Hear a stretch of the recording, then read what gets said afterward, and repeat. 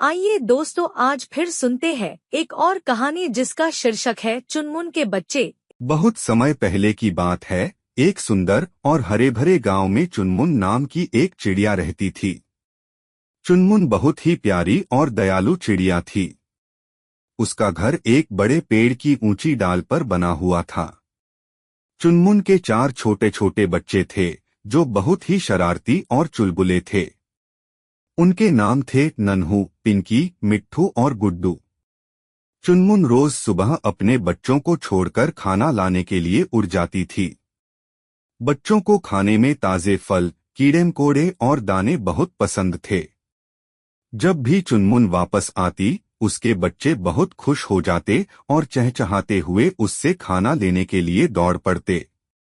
चुनमुन अपने बच्चों से बहुत प्यार करती थी और हमेशा उनकी देखभाल करती थी। एक दिन जब चुनमुन खाना लाने के लिए निकली तो उसने अपने बच्चों को समझाया, बच्चों, मैं थोड़ी देर में वापस आऊंगी। तुम सब यहाँ आराम से रहना और कहीं बाहर मत जाना। बच्चों ने कहा, ठीक है माँ, हम यहीं रहेंगे और आपका इंतजार करेंगे। लेकिन जैसे ही चुनम उड़कर गई, नन्हू ने कहा, चलो हम भी उड़ने की कोशिश करते हैं। माँ हमेशा हमें उड़ने से मना करती है, लेकिन अब जब वह नहीं है तो हमें यह मौका नहीं छोड़ना चाहिए।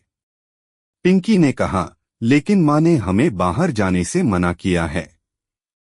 मिट्ठू और गुड्डू ने भी पिंकी की बात का समर्थन किया, लेकिन नन्हू ने उन्हें मनाते हुए कहा, डरो मत, हम सिर्फ थोड़ा सा उड़कर देखेंगे और फिर वापस आ जाएंगे। सबने सोचा और फिर नन्हू की बात मान ली। चारों बच्चे अपने छोटे छोटे पंखों को फैलाकर उड़ने की कोशिश करने लगे।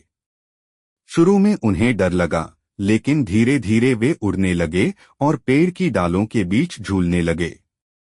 उन्हें बहुत मजा आ रहा था। लेकिन तभी एक जोरदार हवा चली और बच्चों को इधर-उधर धकेल दिया। वे डरे हुए थे और समझ नहीं पा रहे थे कि क्या करें।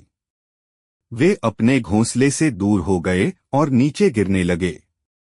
चुनमुन जब वापस आई तो उसने देखा कि उसके बच्चे घोंसले में नहीं थे। वह बहुत घबरा गई और इधर-उधर उड़कर अपने बच्चों को ढूंढने लगी।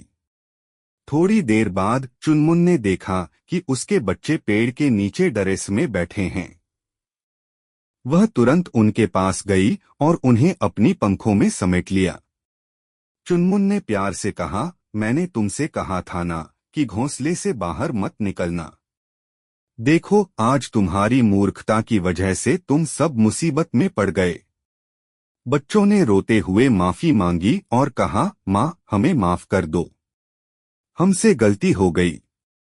अब हम आपकी बात मानेंगे और कभी भी आपकी आज्ञा का उल्लंघन नहीं करेंगे। चुनमुन ने उन्हें माफ कर दिया और कहा, मैं खुश हूँ कि तुम सब सुरक्षित हो। हमेशा याद रखना, माँ की बातों को मानना बहुत जरूरी है, क्योंकि माँ का दिल हमेशा अपने बच्चों की भलाई के लिए धड़कता है। उस दिन के बाद चुनमुन के बच्चे हमेशा उसकी बात मानते थे और कभी भी बिना उसकी इजाजत के घोंसले से बाहर नहीं जाते थे। वे समझ गए थे कि माँ की बातों का पालन करना ही सबसे बड़ी समझदारी है। इस कहानी से बच्चों को यह सीख मिलती है कि माता पिता की बातों को ध्यान से सुनना और उनका पालन करना चाहिए। उनके निर्देशों में हमारे भले की ही बात होती है। थोड़ी सी भी लापरवाही से बड़ा नुकसान हो सकता है, लेकिन अगर हम समझदारी से काम लें तो हम सुरक्षित और खुश रह सकते हैं।